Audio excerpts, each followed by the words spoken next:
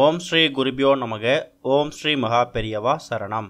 மாசி மகம் முடிந்து மறுநாள் பிரியாணி இலையில் இப்போ நம்ம சொல்லக்கூடிய இந்த விஷயத்தை வரைஞ்சி உங்கள் வீட்டோட பூஜை அறையில் வைக்கிறது மூலயமா நீங்கள் கேட்குறது எதுவாக இருந்தாலும் கிடைக்கும், தடைகள்லாம் விலகி ஓடிடும். பொதுவாக நம்ம வீட்டில் சமையலுக்கு பயன்படுத்தக்கூடிய பல பொருட்கள் பணத்தை வசியம் பண்ணுறதுக்கும் செல்வங்கள் சேர்றதுக்கும் பரிகாரத்துக்காகவும் தாந்திரிகத்துக்காகவும் பயன்படுத்துகிறோம். அந்த வகையில் இப்போ நம்ம பார்க்கக்கூடிய இந்த பிரியாணி இலை ரொம்ப ரொம்ப மகத்துவம் வாய்ந்தது.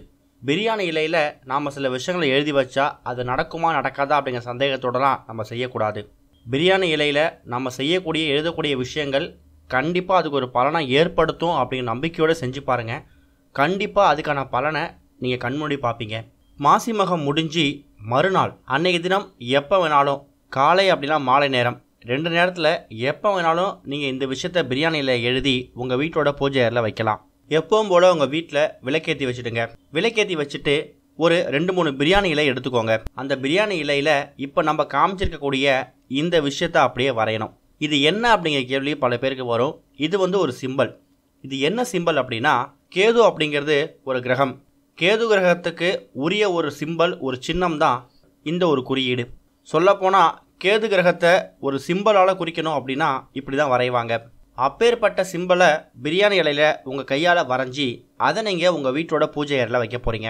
அதையும் குறிப்பாக கிரகங்களில் கேதுவோட சின்னத்தை நம்ம தேர்ந்தெடுக்கிறோம் அப்படின்னா, இன்றைக்கி மகம் நட்சத்திரம். மகம் நட்சத்திரம் முடிஞ்சு வரக்கூடிய நாட்கள் எல்லாமே அற்புதமான நாட்கள். அதுவும் பௌர்ணமி முடிஞ்சு வரக்கூடிய தேய்பிரை நாட்கள். அந்த நேரத்தில் உங்களோட கஷ்டங்கள்லாம் தேய்ந்து போகணும் அப்படிங்கிறதுக்காக கேது பகவான் நினச்சி வரையக்கூடிய ஒரு குறியீடு தான் இது. மகம் நட்சத்திரம் கேது பகவானுக்கு உரிய நட்சத்திரம். மாசி மகம் முடிய போகிற நேரத்துலையோ இல்லை முடிஞ்சு மறுநாளோ ஒரு பிரியாணி இலையை எடுத்து அதில் இப்போ பார்த்துருக்கக்கூடிய இந்த விஷயத்தை வரைஞ்சி அப்படியே அந்த பிரியாணி இலையை உங்கள் வீட்டோட பூஜை எல்லாம் நீங்கள் பத்திரப்படுத்தி வச்சுக்கலாம். சாமி ஃபோட்டோ ஏதோ இருந்தால் கூட அதுக்கு பின்னாடி கூட நீங்கள் வச்சுக்கலாம். இதுக்காக நீங்கள் ஸ்பெஷலாக பூஜை பண்ணணும், விரதம் இருக்கணும் அப்படிங்கிற அவசியம்லாம் கிடையவே கிடையாது. எப்பவும் போல் உங்கள் வீட்டில் பூஜையில் விளக்கேற்றும் போது அந்த நேரத்துக்கு அதுக்கு சாம்பிராணி போட்டால் கூட போதும்.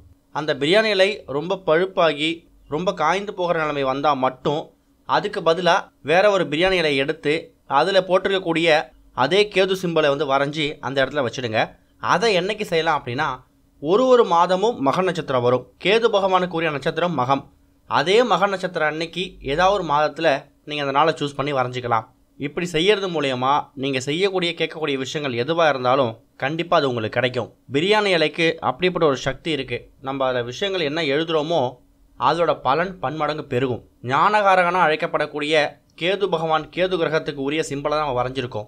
முயற்சி பண்ணி பாருங்கள், நல்லதே நடக்கும். ஓம் ஸ்ரீ குருபியோ நமக. ஓம் ஸ்ரீ மகா பெரியவா சரணம்.